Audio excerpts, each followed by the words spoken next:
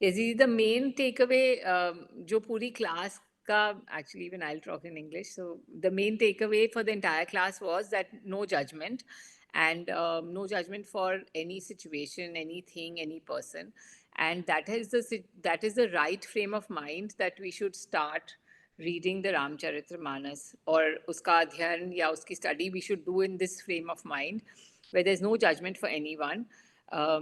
And फिर आपने ये पहले भी हमें बताया था कि कैसे उस टेक्स्ट के हर, even the rakshas are very important and vandaniya for us, because उन सबको राम जी के दर्शन हुए थे.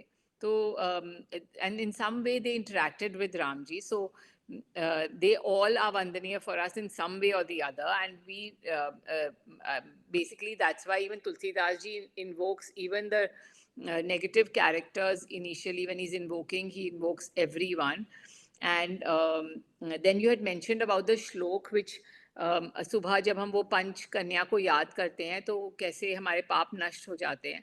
तो आपने फिर उसका रेफरेंस दे के भी बोला था कि जब हमारे मन में इनके प्रति रेवरेंस आ जाएगा तो जजमेंट हट जाएगा. So how that getting reverence for them could be difficult, but if we manage to get that state of mind, which is absolutely without any judgment for any action that anyone's done on any character, then that is the right frame of mind to study Ramcharitmanas. So basically, that was the main takeaway.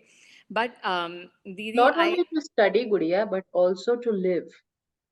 Yes, Didi. Yes, Didi. Live तो आप शुरू से बताते ही हैं कि non judgment, मतलब that's like the highlight of every class. But I thought why I kept saying study Ramcharitmanas was because, I mean, there are characters of all kinds in this text, and आप जैसे शुरू से बोल रहे हैं कि हम will be only prepared to like read it, do justice to the bhakti part of it if we are devoid of judgment of any character that is there in the text also. So that's why I was particularly mentioning about You're right. reading it. And एक चीज विच I felt कि जब हम जैसे choose करते हैं दीदी कि हमें इस तरह से हमारे को डेथ चाहिए, या हमारे को इस तरह ये चीज़ें नेक्स्ट लाइफ में चाहिए, तो क्या is there a thin line between that and judging, or is it that you choose that for yourself, and but you don't judge anyone else who chooses else otherwise? So this is a question to you. Well,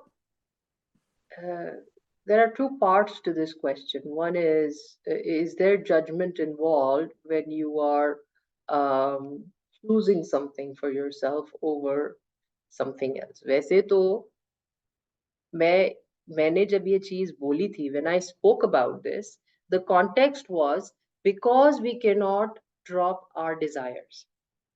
Okay, so remember the context first.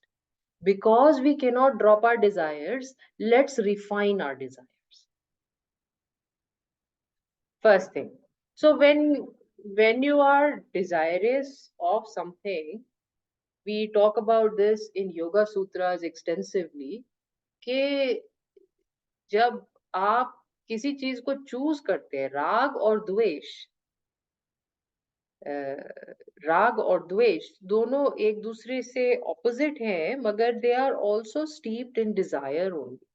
What you do not like is also judgmental, and what you like is also judgmental. So whatever you choose ever because of desire, whatever be your pattern, is definitely judgment. There is no question about it. But because we cannot drop desire, the the fundamental or the foundation of this thought that I elaborated in every single class also that week was, the foundation was because we cannot be devoid of desire. Because we cannot be devoid of desire, at least let us refine it. And then there are parameters to refining it. Right? If we are constantly thinking about how to make my neck look younger, right? No, that becomes a vasana. That desire is not preferable. It is steeped in material acquisition, and also it is something that is going to go away anyways. So, where our desires can be transformed to consciousness, desire towards consciousness, it is better. Desire towards something bigger than me, better. Not more than I have. Desire to surrender is better than desire to acquire, for example. And again, I am judging here. Say, I'm saying desire to surrender is better than desire to acquire. Now, acquisition is also very important. You can transfer a buddhijeevi person can say that acquisition of grace is also acquisition. Yeah. So the context was that because we cannot drop desire. Okay.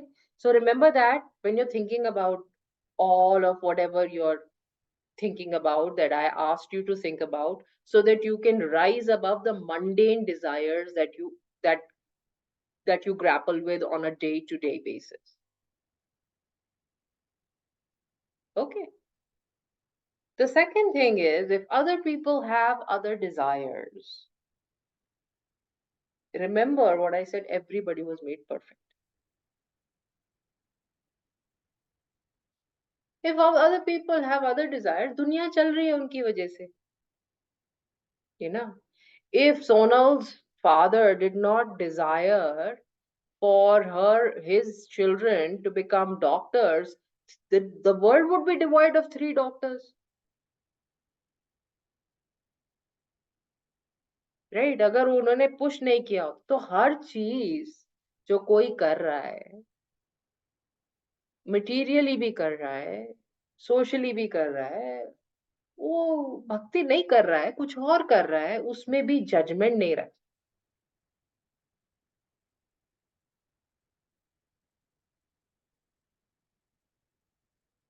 So everybody is perfect. Whatever they're doing perfect. We are only responsible for ourselves and our mind. So we should take care of only ourselves and not be bothered about others. The ये जो even preaching का काम है ना, teaching का काम है, this constantly me telling you you are wrong and I am right, this is also judgment. इसका भी मुझे पेमेंट करना पड़ेगा. I do this with a lot of awareness.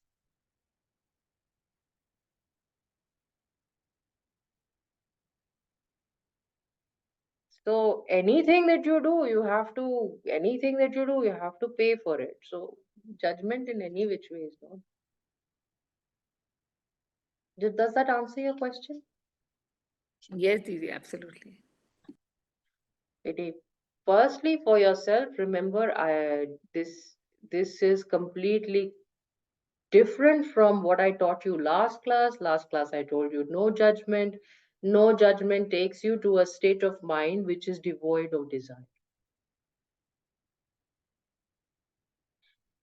But the class before that, I said that if you cannot be devoid of desire, at least be selective about your desires.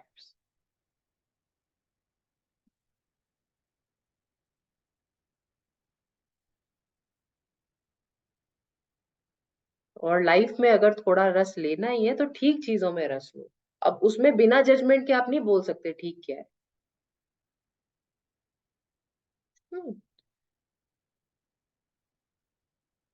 So there are two different thought processes that have come about in the same class, but please do not get confused. For sure, the ideal state to be is a state where you are in complete surrender, you have no judgment, you are constantly looking at everything as the divine force, the divine will.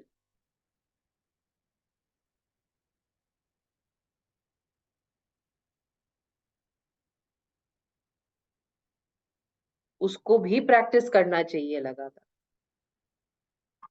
मगर क्योंकि हम पूरी तरह से वैसे नहीं हो सकते, because we cannot be like that all the time. 100% of the time, we still have a lot of vasanas, we have a lot of karmas, we are dealing with a lot of uh, sensory stimulus. So we're bound to have some kind of actions, reactions. Until we reach that state of surrender, we can refine our reactions. That was the, and for sure, everybody to themselves. Unless you are responsible for them, like जब बच्चा है तो उसको सिखाना पड़ेगा, but माँ को भी याद रखना पड़ेगा ये जो सिखा रही है ना अभी, बाद में इसका पेमेंट करना पड़ेगा।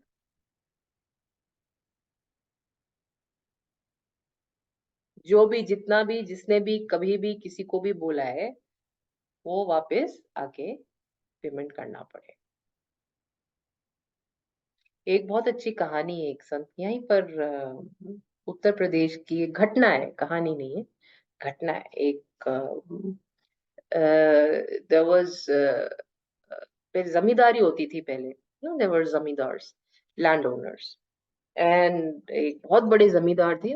यूपी, पहले पुराना यूपी, लखनऊ वगैरह एरिया के बहुत बड़े जमींदार थे, ठाकुर जी बोलते थे उन्हें।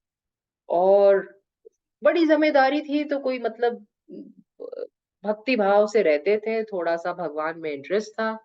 सो वो क्या करते थे, उन्होंने बहुत बड़ा प्रबंध किया हुआ था कि उनके घर में जो भी कोई आस-पास के गाँव के कोई भी आने-वाले, जाने वाले संत आते थे, जो ब्राह्मण आते थे, संत आते थे, उनके घर में रुक जाते थे और उनका बहुत अच्छा प्रबंध था। नहीं, गायें बहुत सारी थी और गन्ने के खेत थे, तो गुड़ बनता था, दूध और गुड़ लगातार, और पूरी, गेहूँ के खेत थे। अब मैं सोचिए लखनऊ में क्या-क्या होता है नेचुरली, गन्ना होता है, गेहूँ होता है ना? और दूध, दही, गाय ये सब सब बहुत अच्छा।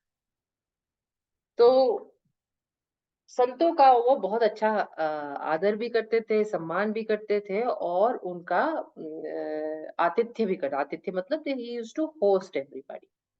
हुँ? He was a great host of all the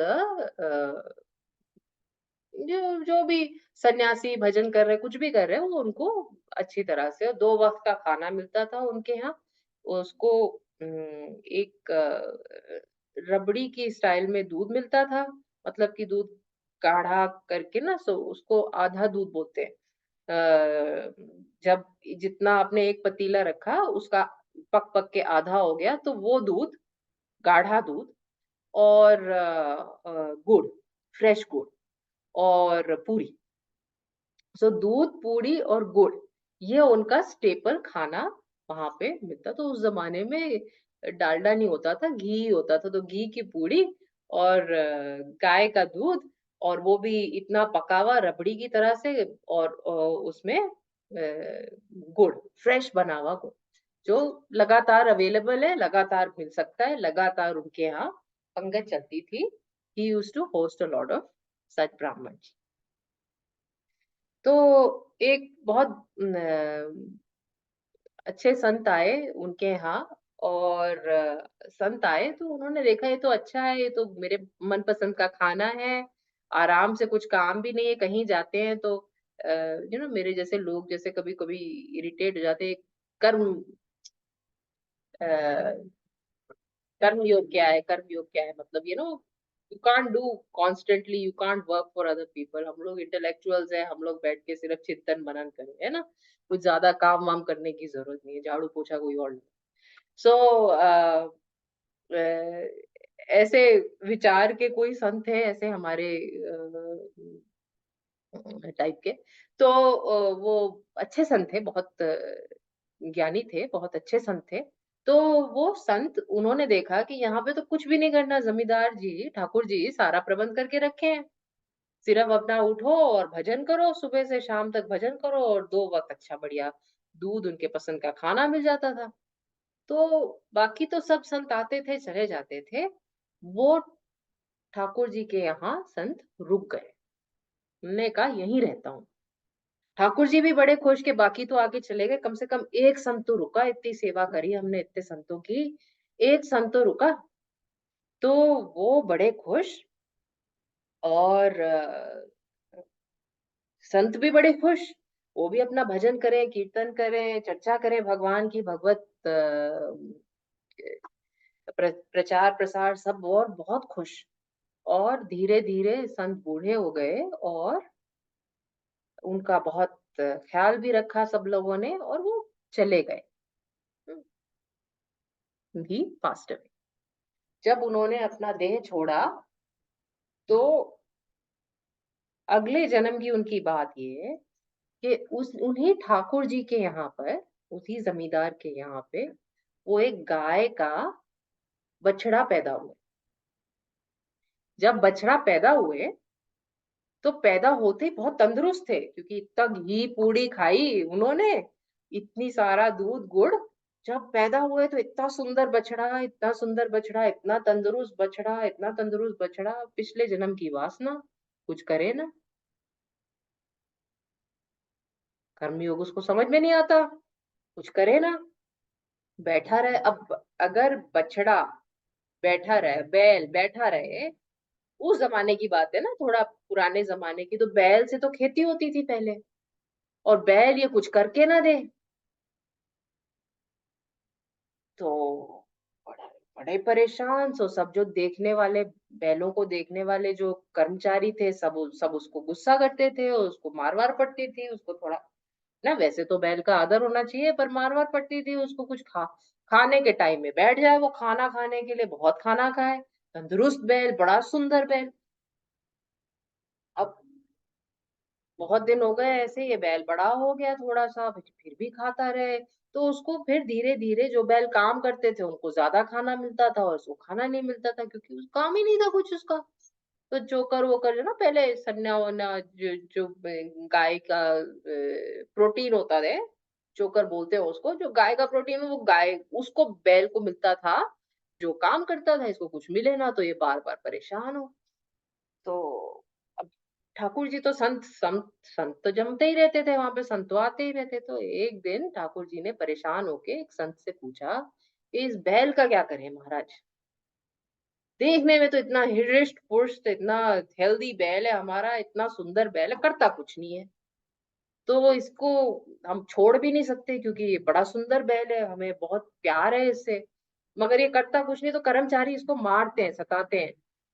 है ना? खाना भी थोड़ा कम देते हैं, इसका ख़्याल नहीं रखा जा रहा, कुछ ठीक, मतलब क्या करें इसका? ऐसा बैल जो बिल्कुल कुछ ही ना करे, उसका क्या करें?" तो जो संत थे, वो दिव्य दृष्टि रखते थे, तो उनको समझ में आया कि बैल की क्या कहानी है। तो उन्होंने कहा, "अच्छा ऐसा करें, मैं बैल बैल के साथ मुझे थोड़ी देर अकेले छोड़ दो, मैं इसको समझाता हूँ।" तो जब अकेले छोड़ा गया उनको बैल के साथ, तो महात्मा ने बैल को समझाया, "देखो, तुम याद करो पिछले जन्म में तुम संत थे, इनके घर में बैठ के इतनी सारी पूड़ी और खीर और ये गुड़ खाए तुम, कहीं भी बैठ के इतना खाओगे तो ऋण बन जाएगा, है ना? और ऋण बन जाएगा तो वो तो पूरा करना पड़ेगा। वो पूरा करने के लिए तुमने अपने लिए ये बैल की योनि, बैल बन के तुम यहाँ पर आए कि इनकी कुछ सेवा करोगे, खेती करोगे तो वो ऋण जो तुमने उधर इकट्ठा किया है, तो वो ऋण इधर उतरेगा। अब तुम कुछ नहीं करोगे तो बार-बार बैल बन के ही आते रहोगे। तुम डिसाइड कर लो, तुमने बैल बन के आते रहना है कि एक ही जन्म में इसको खत्म, ऋण एक जन्म जितना खाया, एक ही जन्म में उतना काम करके खत्म कर दो। क्यों इसको सफ़र कर रहे हो? और मुक्ति हो जाएगी, तुम भगवत भक्ति तो करते ही हो, मुक्ति हो ही जाएगी। क्योंकि इनका बैठ के खाया, इसके लिए ये योनि में आना पड़ा, हैं? तो फिर जब ये पूरा उन्होंने बात बोली तो बोले समझ गए, तो बैल ने सर हाँ जी समझ गया, उसको भी याद आ गया अपना पुराना जन्म कि कैसे पूड़ी मेवा खाए। सो फिर ठाकुर जी को संत जी ने बोला कि महाराज अब मैंने समझा दिया है बैल को, और ये सबसे ज्यादा काम करेगा, आप देखिएगा, और कोई इसके साथ कोई अत्याचार नहीं होगा। और उस बार यही हुआ, बैल ने बहुत काम किया और अपना ऋण उतारा और भगवत धाम चला। सो हम कुछ भी करते हैं, कुछ भी करते हैं, उसका ऋण चढ़ जाता है। माँ बच्चे को डांटती भी है तो वो भी ऋण रहता है। गुरु भी कुछ बोलता है, कुछ लेता है, कुछ करता है, तो वो भी ऋण रहता है। ऋण हमेशा पूरा करना चाहिए। हम्म इसलिए माँ आधा आधा डांटती है और भगवान ने उसको पहले ही प्रेरणा दी हुई है, आधा वात्सल्य करती है। हम्म थोड़ा सा डांटती है और उसके बाद बहुत सारा प्यार करती है। ऐसे ही गुरु भी कभी डांटता है तो उसके बाद बहुत शिक्षा देता है, उसके बाद प्रवचन देता है, भगवत कथा करता है। ये भी आचरण का नियम है। हम्म और बताओ बेटा, क्या याद रहा बेटा? Khushboo, any thoughts from last class Raje? नमस्ते दीदी। नमस्ते बेटा। uh, make yourself layak, because we like I for me it was like I was really thinking how stupid I am to think of to become sevak of God. Like we are, जब हमें discipline नहीं है, हमें बोलने का ढंग नहीं है, हमें उठने का ढंग नहीं है, हमें सेवा नहीं बेटा करनी। मेरा इंटेंशन ये नहीं था कि आप अपने आप को बीट अप करो, right? But I was just trying to refine your thought process. Yeah, I got that, but yeah, it's just we have to become very disciplined and capable to have anything related to God. This became more clear to me last class, because अभी तक मैं illusion में रहती थी, अभी भी बहुत illusion है। So ये है कि हाँ, हम सेवा ढंग से नहीं करते, हम कुछ भी ढंग से नहीं करते, तो हम कैसे सपने देख सकते हैं कि हमें भगवान का सेवक बनने का सौभाग्य मिलेगा। सो ये एक बड़ा टेक अवे था मेरा। एंड जैसे आपने कहा कि having no judgement, nothing is wrong, nothing is right, that is important. क्या हमेशा अपने आप को ना इतना दीन बना के रखना चाहिए, दीन बना के रखना चाहिए।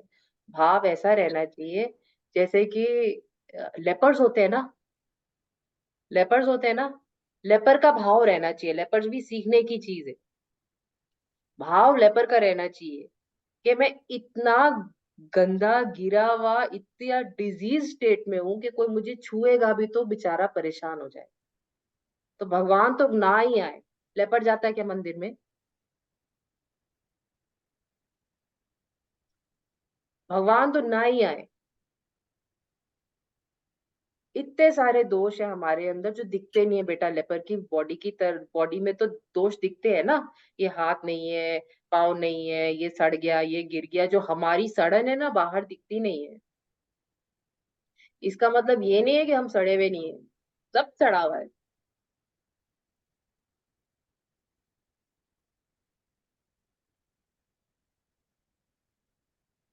सो वो भाव जब आ जाएगा, जब हम दीन तो भगवान तो अपने पास आ ही जाएंगे। भगवान हमारे पास आ जाएंगे। भगवान तो शबरी के पास भी आ गए। मगर भाव ऐसा रहना चाहिए कि हम किसी लायक नहीं। ईगो, ये भी ईगो है कि मैं भगवान की दासत्वता का, ये दीन नहीं है। तुम्हें नौकर बन रहा है तो अपने नौकर का नौकर बनो।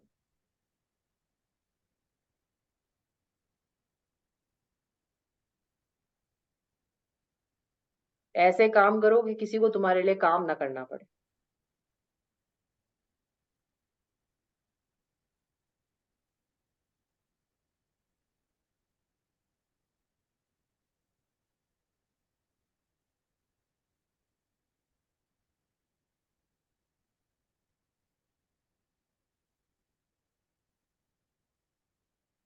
तो दीन भाव बहुत जरूरी है, और उसके लिए this example you can always remember. जब भगवान से कुछ लगे ना कि ये चाहिए या वो चाहिए या ये चाहिए या ये हो जाए या वो हो जाए, तो सोचो लेपर है, लेपर के स्टेट में है, क्या मांगने लायक हो तुम? कुछ मांगने लायक नहीं। क्या किया तुमने अभी तक? कुछ किया नहीं अभी तक। ऐसा करके अपने मन को शांत करो बेटा। जी दीदी। हम्म क्योंकि तेरा इतना क्रिएटिव इमेजिनेटिव माइंड है ना, इसलिए तू ये सोच सकती, इसलिए एग्जाम्पल दिया।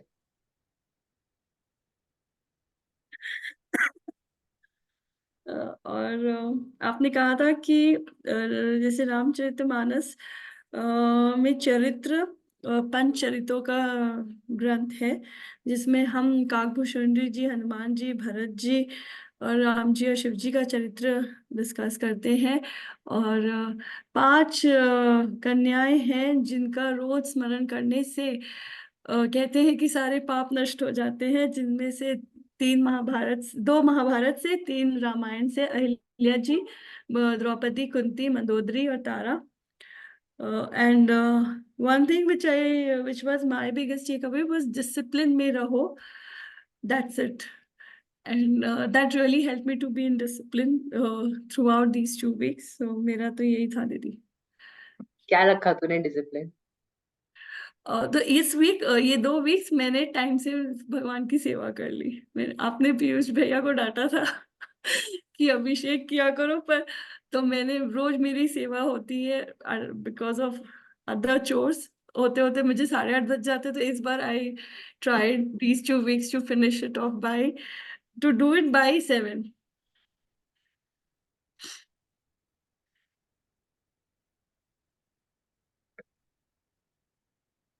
Sonal, any thoughts from the class? Did you happen to see it?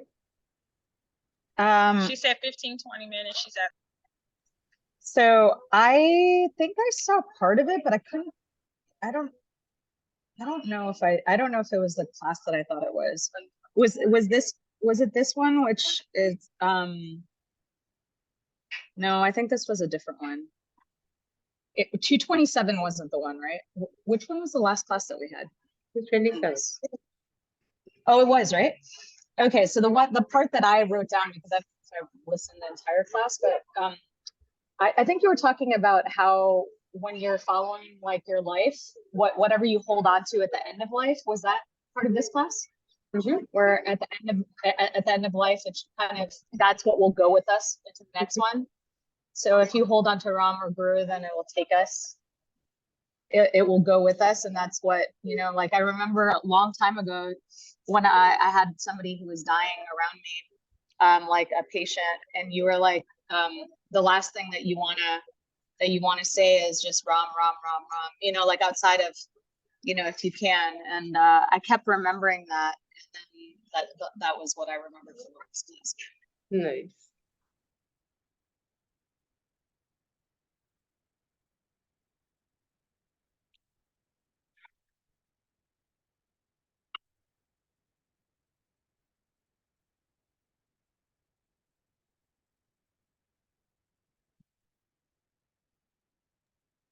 दीदी, आई हैव अ क्वेश्चन। हाँ बेटा। जैसे आपने अभी स्टोरी में कहा ना कि ऋण तो हमें देना पड़ता है, तो कंफ्यूजन ये है कि हमें कब पता होता रहेगा कि जो हम कर रहे हैं वो हम ऋण जनरेट कर रहे हैं कि ऋण चुका रहे हैं? क्या वो भी पॉसिबिलिटी है जब तक कि जो भी हम कर रहे हैं वो ऋण चुकाने में ही कर रहे हैं?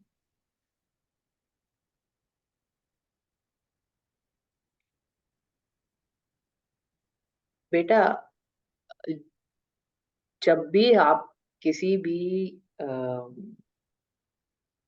क्लेशा से काम करते हो, तो हम ऋण बना रहे हैं।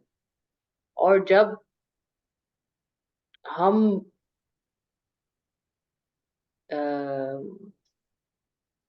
उसके बिना किसी वजह से काम कर रहे हैं, तो हम ऋण चुका रहे हैं। अब क्लेश तुम्हें पता नहीं है क्लेश क्या होते हैं, कौन से क्लेश होते हैं शालिनी? राग द्वेष। दीदी, अविद्या, अस्मिता, राग, द्वेष और अभिनिवेशा। Very good. सो अगर तुम फियर से कोई काम कर रहे हो तो क्या कर रहे हो? ऋण बना रहे हो।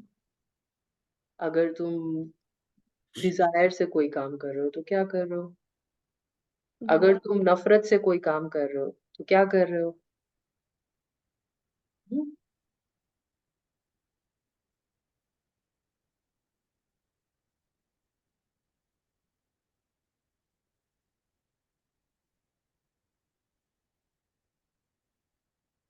और कभी कभी अविद्या से भी हमें लग रहा है कि ठीक काम है और हम कर रहे हैं। अविद्या में भी ऋण बन जाता है।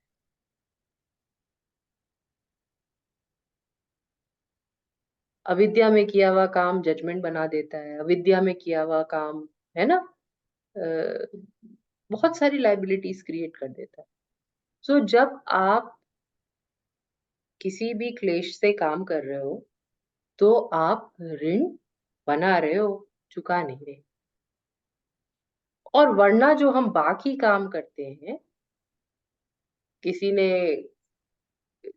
2 टाइम का खाना बनाया, किसी ने 4 दिन ऑफिस में काम किया, किसी जो भी रेगुलर अपना रेगुलर लाइफ है, ये आप ऋण चुका रहे हो। इसमें कभी कृप नहीं करना चाहिए। जो आपकी रिस्पॉन्सिबिलिटी आपके पास आई है उसको सर पे रख के और चलो, उसमें कभी कृप नहीं करना चाहिए। और ऋण बनाने और उतारने के अलावा भी एक तीसरा काम है। कौन सा कर्म होता है वो? संचित कर्म, प्रारब्ध कर्म, और तीसरा कर्म कौन सा होता है? क्रियामान्य। वेरी गुड, क्रिया मान्य कर्म। तो ऋण और ना बनता है ना उतरता है जब हम भजन कर रहे हैं, जब हम सत्संग कर रहे हैं, जब हम पूजा कर रहे हैं, जब हम दान कर रहे हैं। ये अच्छी चीजें हैं जब हम गुरु के सानिध्य में है। सो सानिध्य मतलब गुरु के पास है। तो ये सब चीजों में आपका ना ऋण बनता है ना उतरता है। ये अच्छी चीजें हैं, इससे आपका अच्छा कर्म बनता है। ऋण नहीं है इसमें कोई कंट्रीब्यूटर। ठीक है। पर ये सब समझने से भी ऐसा नहीं है कि करना बंद हो जाएगा। वो तो बनता चलता ही रहता है। लगातार वासना चलती रहती है, उसको कुछ नहीं कर सकते। लगातार कर्म जो चलता है वो प्रारब्ध और संचित ही चलता है।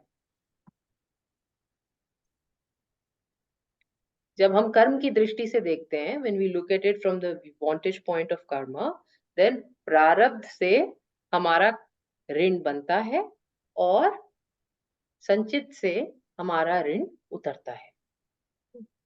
मगर प्रारब्ध में भी अगर हमारे पास कुछ अच्छा प्रारब्ध है, अच्छा कर्म है, गुरु आ गया, ज्ञान आ गया, संग आ गया, सत्संग आ गया, तो प्रारब्ध से भी कभी कभी ऋण ना बनता है ना उतरता है। यही चीज अगर आपके संचित में आ गई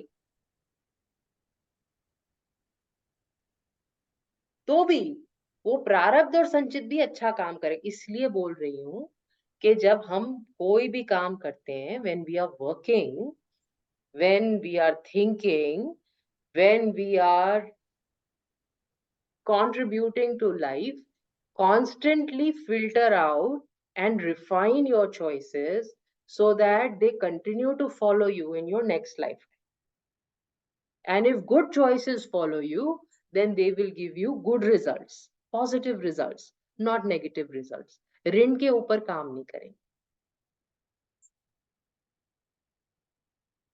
That will create assets. है ना, बैलेंस शीट अगर किसी ने पढ़ी हो तो एसेट्स और लाइबिलिटीज होती हैं।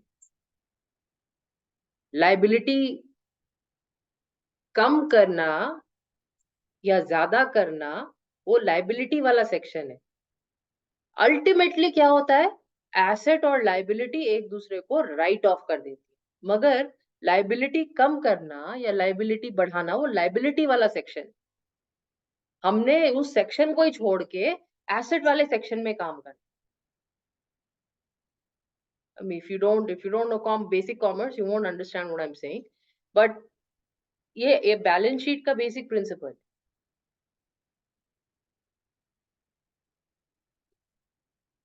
इसको छोड़ ही दो बिल्कुल।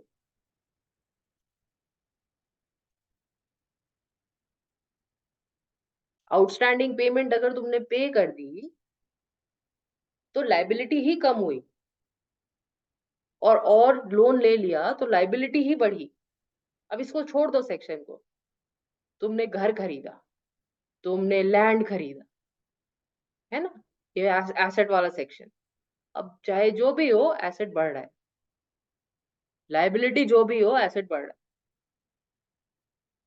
अब अकाउंटिंग में ये दिक्कत है कि अकाउंटिंग में दोनों बैलेंस होते हैं, मगर लाइफ में ये दिक्कत नहीं है। एसेट अपना अलग खड़ा है, लाइबिलिटी अपनी अलग खड़ी है, और जब वो राइट ऑफ होंगे ना तो एसेट ज्यादा होगा तो तुम्हें बेनिफिट होएगा। ठीक है, कहाँ गया हमारा अकाउंटेंट? चला गया वापस क्लास से, वरना समझा देता तुम्हें ठीक से।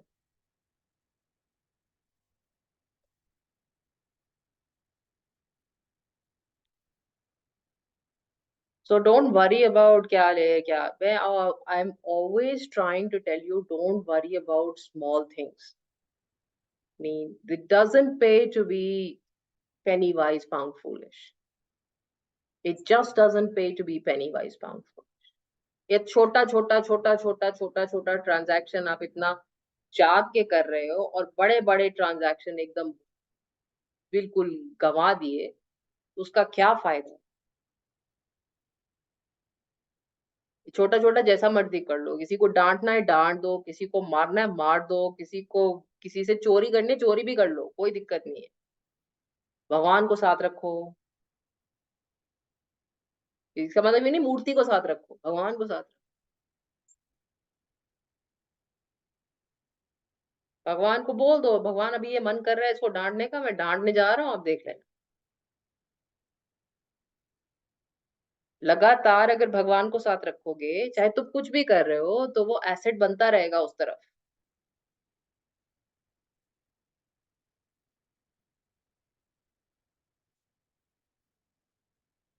इसलिए संत बहुत प्रकार के हुए। ऐसे हमारे साहित्य में भी ऋषि भी बहुत प्रकार के हुए, कुछ गुस्सा भी करते, परशुराम भी हैं, दुर्वासा ऋषि भी हैं, सौम्य भी है, कुछ बैलेंस भी है। ऐसे इससे कोई डिसीजन नहीं हो सकता कि कोई कैसे बिहेव कर रहा है, और क्या क्रिएट कर रहा है, और क्या ऋण क्रिएट कर रहा है, और क्या क्या क्या ऋण पे ऑफ कर रहा है। ये सब ये डिसीजन किसी को देख के नहीं पता चल सकता,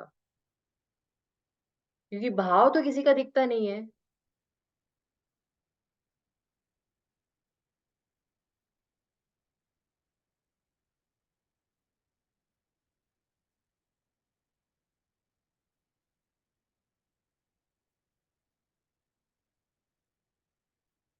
तो कैसा होना चाहिए कैसा भी हो जाओ, कैसे रहना चाहिए कैसे भी रह जाओ। वो भी संत हुए, वो भी ऋषि हुए जो दिखा दिखा के जिए। वो भी संत हुए, वो भी ऋषि हुए जिन्होंने छुपा छुपा के जिए।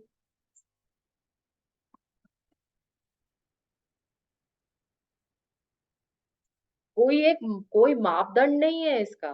देर is no measure to this. There is no accurate way to measure it. Okay, if I make this formula, it's going to work. So stop trying to find a formula and start accepting divinity in your life constantly. Always have your eye on the big picture. Always. Just remember asset liabilities. Forget about liabilities, start working on assets. लगातार सत्संग करो, सत्संग सुनो, सत्संग करो, सत्संग सुनो, सत्संग करो, सत्संग सुनो, संत बन जाओ.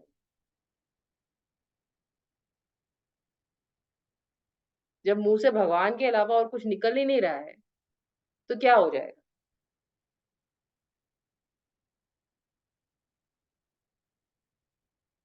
फिर एसेट लायबिलिटी क्या फर्क पड़ता है? किसका खाया, कैसे खाया? बछड़ा बन जाओगे ना उसके बाद अगले जन्म में, क्या फर्क पड़ेगा? कर लेना काम एक life time.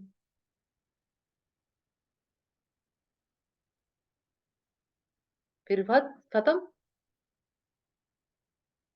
Make sure you're always focused on the assets, not worried. Your questions, Khushbu, are always about these little things, and that's probably because of your construct. You're so micro. Same thing with Tanya. Little things you're worried about. Hey, don't worry about little things. Think big picture.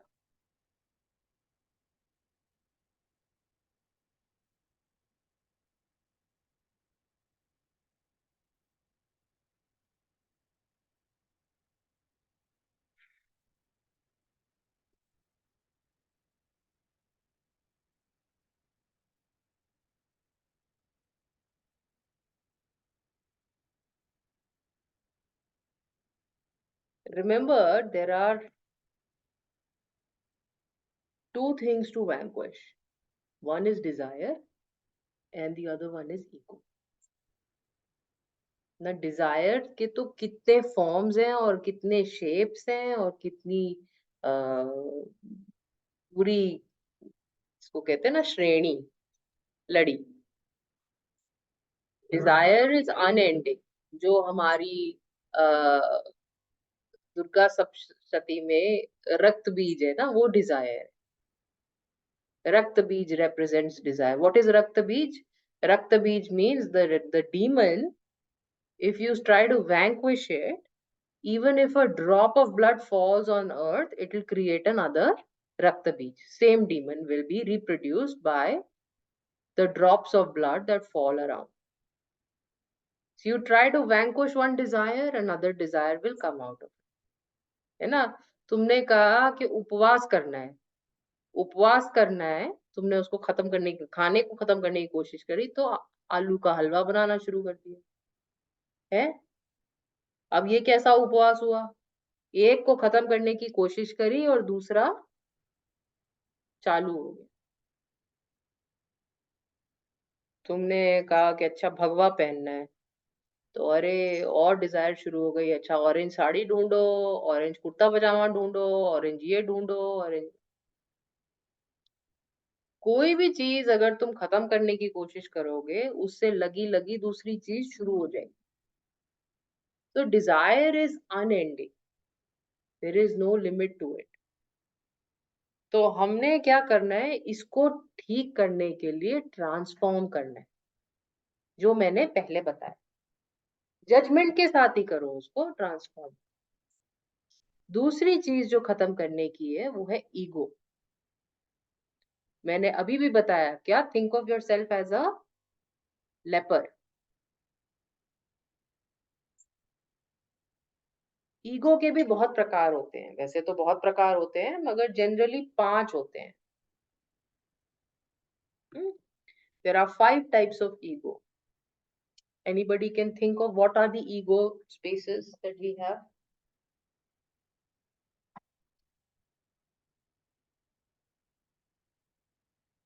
बोलो बुद्धिजीवी लोगों.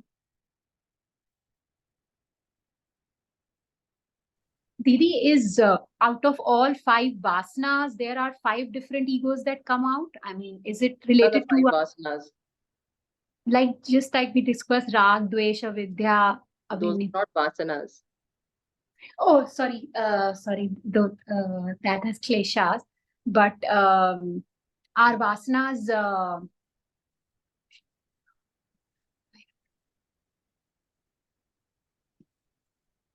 Think deeply before you open your mouth. Not to say you shouldn't speak. Just think about it. You're using terms. I'm saying, can anybody think of various egos that we may have? It has nothing to do with any technical term. What are we proud of? What do we have ego of? Sadhana, ego, Wealth, power, like that kind of, sorry. Power, yes. What else? money, Money, The sadhana, identity of who we are. identity of who we are. sadhana, Very good. दान, एक ही चीज हुई बेटा. Knowledge, our idea of knowledge. Very good बेटा. 5 प्रकार के ego होते हैं. लिखिए, पहला है जाति.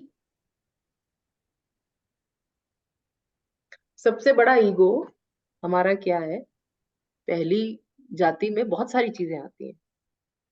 जाति में that we are this species, वो भी जाति में आता है.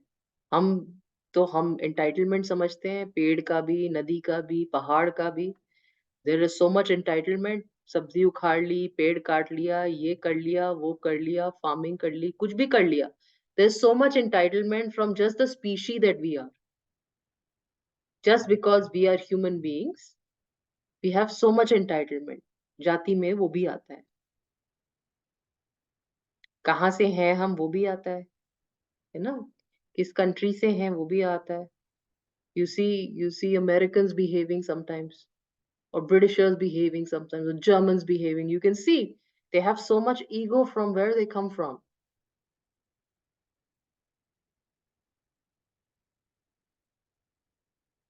And there are people who have negative ego of where they come from.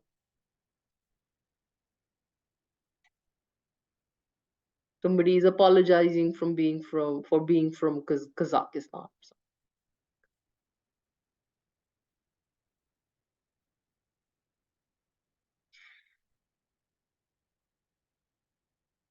Then also there is caste, which is not so prominent these days, but it is still there. Region, regionality, family.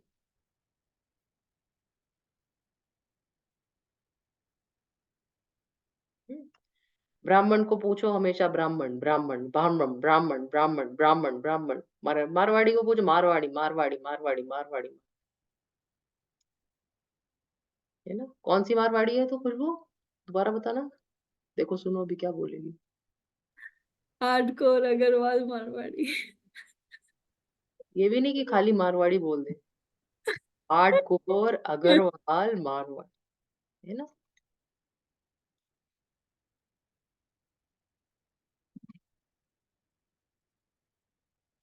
तो जो कायस्थ होते हैं उनको कायस्थ होने का बड़ा गुरूर है. जो जो होता है उसको उसी का गुरूर है. जो गांव में रहते हैं वो सोचते हैं गांव से बढ़िया तो कोई चीज ही नहीं है, हम गांव वाले, हम तो बहुत अच्छे हैं. जो शहर में रहते हैं उनको लगता है भाई वी आर मेट्रो, व्हाटएवर. सो ये जाति का ईगो बहुत ज्यादा होता है.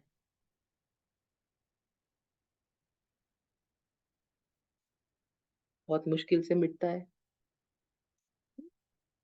दूसरा ईगो होता है, आपने बताया, विद्या का ना. तान्या से नॉलेज, व्हाटएवर आवर वर्जन, जो किसी भी तमिलनाडु के मंदिर में चले जाओ, एकदम पता चल जाए. हम अभी गए थे कर्नाटका में मंदिर, और हमारा ईगो पता चल गया उसमें.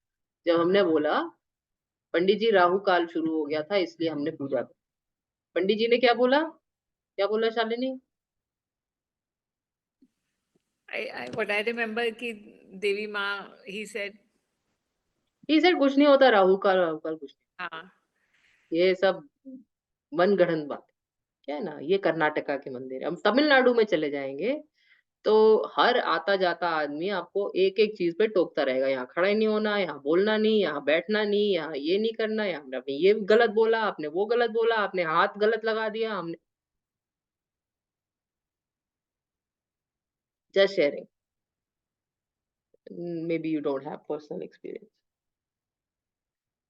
तो विद्या का ईगो, जहां पर विद्या बहुत ज्यादा है, कर्नाटका में भक्ति है, पर जहां पर विद्या ज्यादा है, तो केरला और भी ज्यादा स्ट्रिक्ट, उससे भी ज्यादा स्ट्रिक्ट। आप तो घुस ही नहीं सकते पहली बात मंदिर में, पहले साड़ी नहीं पहनी हो तो, है, खुशबू तो बाहर ही निकाल दी जाएगी।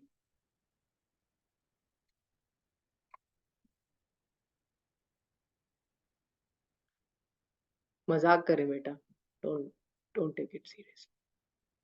सो विद्या का ईगो बहुत ज्यादा होता है, हमें ये आता है, ये करना चाहिए, ये नहीं करना चाहिए, लगातार ego, what we know is right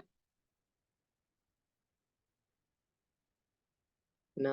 usually अगर अच्छा गुरु मिल जाए तो आपका ये ईगो बहुत जल्दी खत्म हो सकता है। This is one aspect of your ego which you can vanquish very quick. जाति का तो कुछ नहीं कर सकते, तो जहां है वहां है, हार्डकोर अग्रवाल मारवाड़ी, तो भाई कुछ नहीं कर सकते।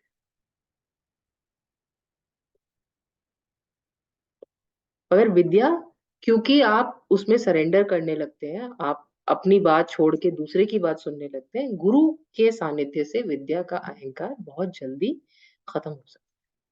तीसरा आप लोगों ने बताया पैसे का महत्व, इसको बोलते हैं महत्व का अहंकार, कि आपकी पावर है, पोजीशन है, पैसा है, पैसे से भी आजकल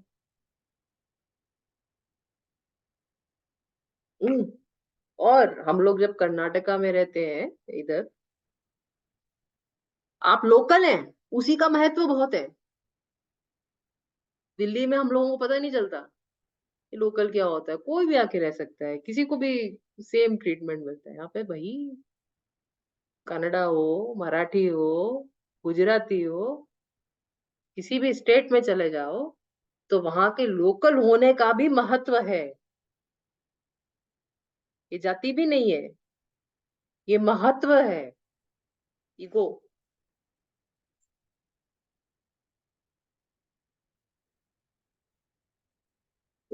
और और भी है अहंकार जो आप लोगों ने थोड़े गिनाए नहीं। रूप का अहंकार, हम्म,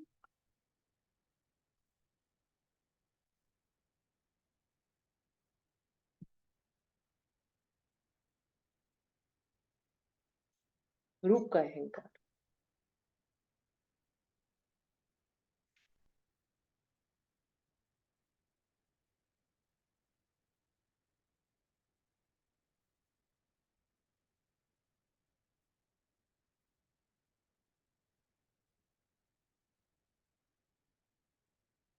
और आखिरी, ये every parent will come to know as soon as their children turn 13। कौन सा अहंकार होता है ये? एक तो रूप का, दूसरा यूथ का। यूथ का जो अहंकार होता है, उसको कुछ नहीं कर सकते, वो होता ही होता है।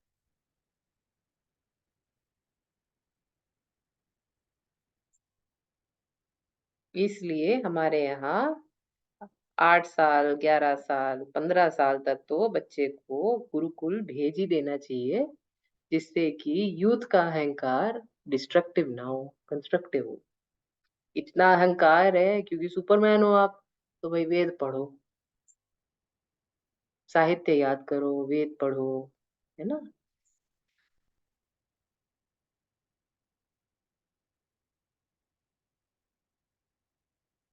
तो दो चीजें बहुत जरूरी हैं।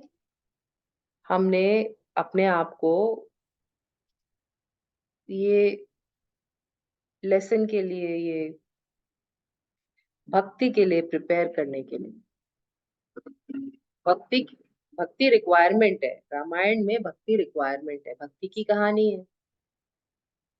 दो चीजें जरूरी है। पहली क्या बताई मैंने? डिजायर एकदम कम होनी चाहिए, अगर खत्म नहीं हो सकती तो कम से कम रिफाइन कर लो। और ईगो बिल्कुल नेगेटिव होना चाहिए, होना ही नहीं चाहिए।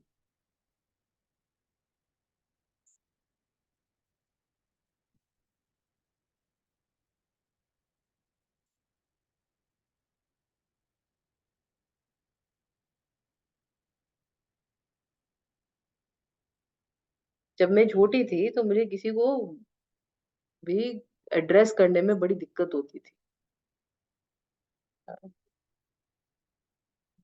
तो अमेरिकन सिस्टम मुझे बहुत अच्छा लगता था। भाई नाम लेके बुलाओ सबको सही।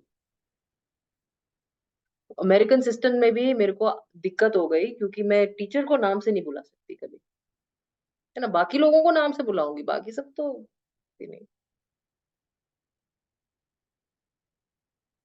और ऐसा मेरा भाव रहा, तो मेरा जो भाई था, उस भाई को भी दिक्कत हो गई। बचपन में उसको सिखाया गया दीदी बोलो, बड़ा हुआ तो उसके सारे दोस्त बाहर से पढ़ के आए थे तो मेरे को नाम से बुलाते थे। तो वो बेचारा फँस गया। दीदी वो बोल नहीं सकता, नाम वो ले नहीं सकता। तो मेरा पूरा उसकी पूरी growing up years I was just hey, hey you,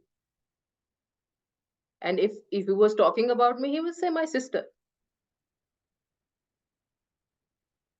तो मेरा जैसा भाव रहा, वैसा ही मेरे भाई का भी भाव था, तो इसलिए हम लोग ऐसे बड़े हुए। इसको चेंज करने के लिए, पता नहीं, इसको बदलने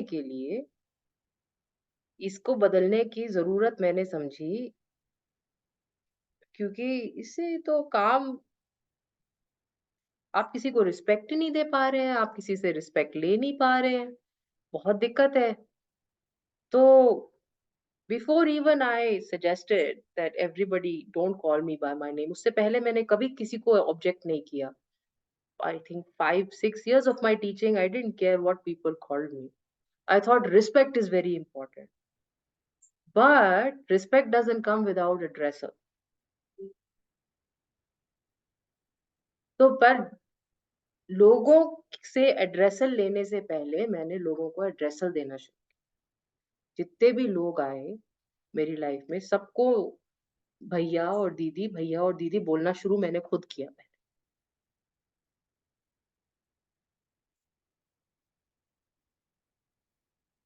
बाद में बोला कि भाई तुम भी दीदी बोलो।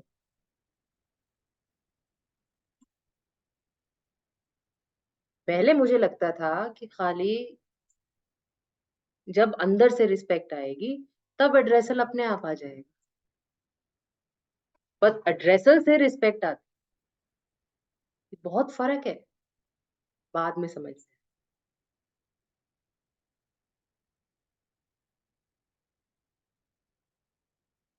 हमारे यहाँ, हमारे देश की खासियत है, बाद में समझ में आई, कि जब पहले ही किसी को काका बोल दिया तो फिर वो गलत कैसे करेगा आपके साथ। आप काका बोलते हैं, बाबा बोलते हैं, भैया बोलते हैं, दीदी बोलते हैं, माताजी बोलते हैं, अम्मा बोलते हैं,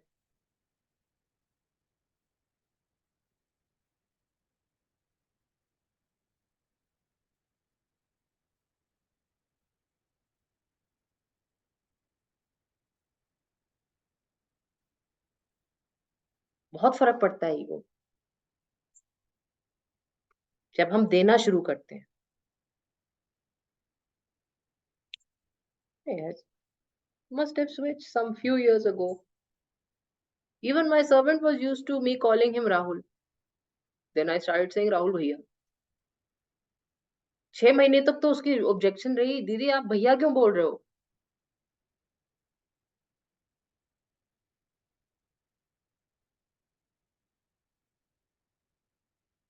बट मेरे रिस्पेक्ट देने से सभी रिस्पेक्ट देते हैं, सभी राहुल भैया बोलते हैं। कुछ लोग हैं जो अभी भी हमारे जैसे मूड बुद्धि, जब हम पुराने छोटे थे ना वैसे मूड बुद्धि, जो नहीं, उनको नाम ही लेना है तो ठीक है भाई नाम। तो ईगो छोड़ना बहुत सारे स्टेप्स हैं उसमें, धीरे धीरे धीरे धीरे ईगो छूटता है, तो धीरे धीरे धीरे धीरे भक्ति आती है, समझ में आती है।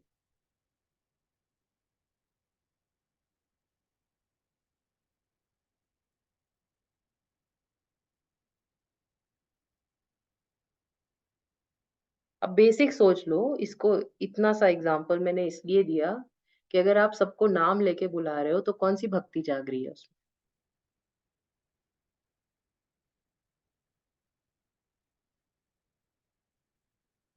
और जहां आपने बेटा बोल दिया वहां तो भक्ति आ गई ना, भाव आ गया। जहां आपने बेटा बोल दिया, जहां आपने दीदी बोल दिया, जहां आपने भैया बोल दिया, जहां आपने काका बोल दिया, भाव आ गया। भाव से भक्ति आती है।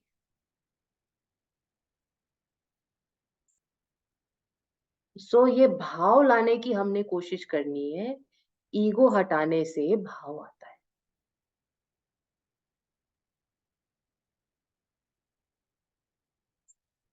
बाकी चीजें हम औपचारिकता से करते हैं। औपचारिकता ऐसे, what is the English for औपचारिकता? Because it should be done like that. A required protocol. Everything else we're doing because of protocol. But भाव तभी आएगा जब ईगो जाएगा। और इसलिए मैंने ये एग्जांपल दिया क्योंकि इससे अच्छा कोई एग्जांपल नहीं ईगो हटाने का।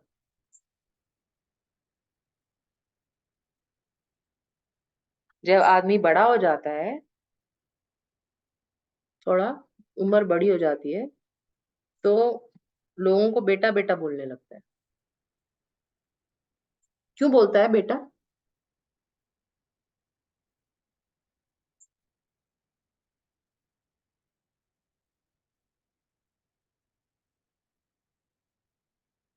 अगर मेरे पिताजी से बोलो, बेटा बेटा बोल के सारा काम निकलवा लेंगे, है ना? कौन से, क्या, कौन से अग्रवाल? जो भी बेटा बेटा बोल के पूरा काम निकाल, क्योंकि नहीं बेटा बोलेंगे तो दूसरा आदमी वो भाव से रिएक्ट करे।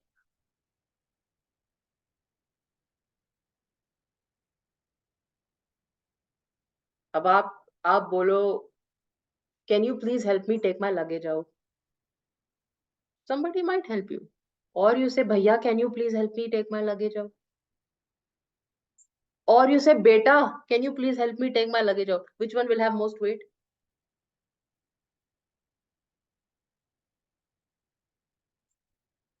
किसमें होगा सबसे ज्यादा वेट? I think beta में दीदी and then भैया. भैया में if you're good looking the person might take objection to it. But mostly I've crossed that age. But बेटा में सबसे ज्यादा आए थे भाव, सबसे ज्यादा। जिस रिलेशनशिप को हम ठीक से जीते हैं उसका भाव हमारे अंदर बिल्कुल सॉलिड है। बेटे वाली रिलेशनशिप हम ठीक से जीते हैं। हर किसी के माँ बाप रहते हैं, बड़े होते हैं, सब बेटा बेटा सुन के बड़े हुए।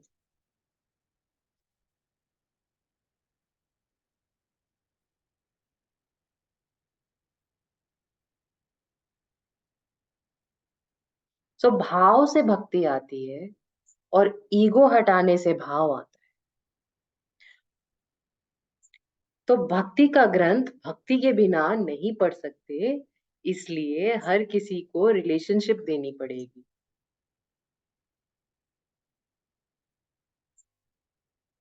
और हमारी सोसाइटी भाव की सोसाइटी है और थी।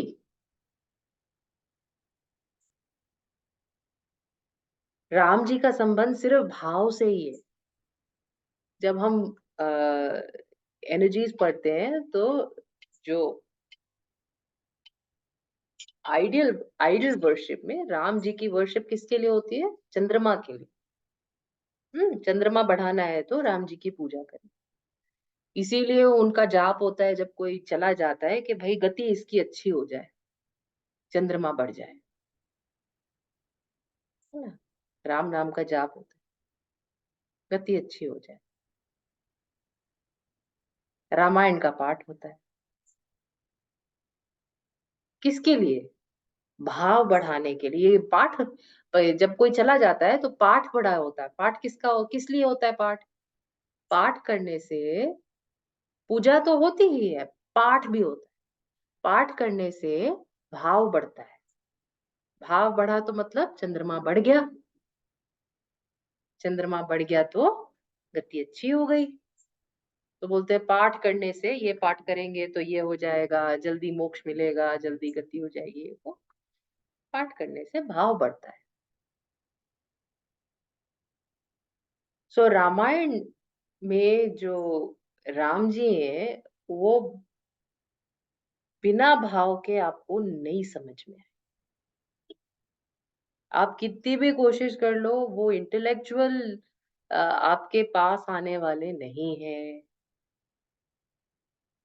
ज्ञान से भगवान नहीं पास आते, भाव से भगवान पास आते।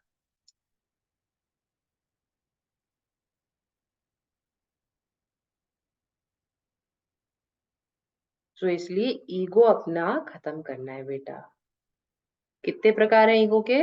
वैसे तो बहुत प्रकार हैं, पर मेन 5 प्रकार है। जाति, ज्ञान, महत्व, रूप और यौवन।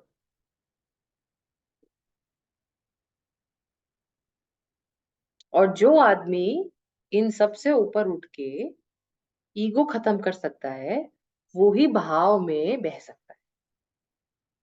ईगो वो चीज है जो आपको नदी पे किनारे में पकड़ के रखेगी। वो हाथ है जिससे आप किनारे से जुड़े रहोगे। अगर आपने बहना है इसमें, तो किनारा छोड़ना पड़ेगा। ठीक? तो इस पे जरूर काम कीजिए।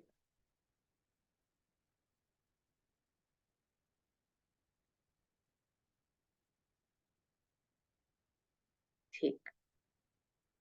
All right. So we will start hopefully with the Ramcharitmanas next time. Hopefully everybody has a copy of Ramcharitmanas. If you don't, please order one so that you get it by next week. Gita Press की ठीक ठाक ही आती है, कोई दिक्कत नहीं है। और अनुवाद सहित ले लीजिए, वो भी कोई दिक्कत नहीं है। और इंग्लिश में ले लीजिए, वो भी कोई दिक्कत नहीं है। अगर सोनल नहीं है आपके पास तो एक ऑर्डर कर लो। तो अगली बार से हम शुरू करेंगे। और शुरू शुरू के जितने भी आपके क्वेश्चंस हैं, मैंने पहले ही आंसर कर दिए। जो कि तुलसीदास जी ने कुछ अजीब अजीब चीजें बोली हैं, उन सारे क्वेश्चंस का जवाब मैं पहले ही दे चुकी हूँ। जजमेंट हमने नहीं करना है। और जो चीज आपको लगे कि उल्टी है, उसको क्वेश्चन करने की बजाय उसको समझने की कोशिश करें कि ऐसा क्यों है, क्यों गलत तो कुछ दिया नहीं है इसने, कुछ भी गलत नहीं दिया। जो वाल्मीकि रामायण है और जो तुलसी जी की रामचरितमानस है, उसमें बहुत सारे प्रसंग हैं जो बिल्कुल अलग अलग हैं।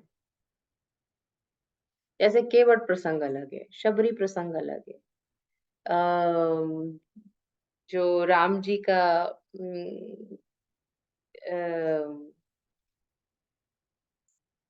शादी है, वो भी अलग है। मतलब क्योंकि तुलसीदास जी भाव पे काम कर रहे हैं, तो जहां जहां भाव आ सकता है, वहां वहां उन्होंने भाव भर दिया है। जैसे कभी कोई मुझसे पूछे ना कि क्या क्या हुआ था, अच्छा कुछ नहीं हुआ था, ये हुआ था, वो हुआ था, वो हुआ था। कोई भाव ही नहीं है। पर अगर मेरी माँ से पूछोगे कोई चीज, तो वो बहुत भाव से बताएगी। 6 नंबर इनकी विशेषता यही है कि भाव भर देते हैं हर चीज। The Lord of colour. तो उसको यूज करें, पॉजिटिवली यूज करें। तो तुलसीदास जी का ऐसा ही चरित्र का वर्णन है, कि वो भाव राम जी के उसमें उन्होंने पूरा भर दिया है कहानी में।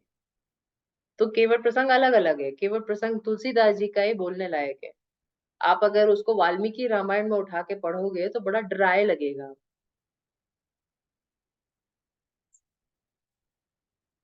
ठीक। तो अगली बार से हम रामायण का पाठ शुरू करेंगे, क्योंकि ये रामनवमी आ रही है। तो हमने कम से कम पहली चौपाई पे तो पहुंच जाए बिफोर रामनवमी। ऑलमोस्ट 1 साल हो गया। So we'll try and start the,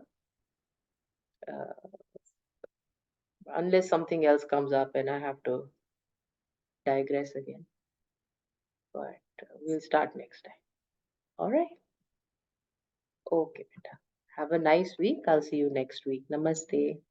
Namaste, Didi.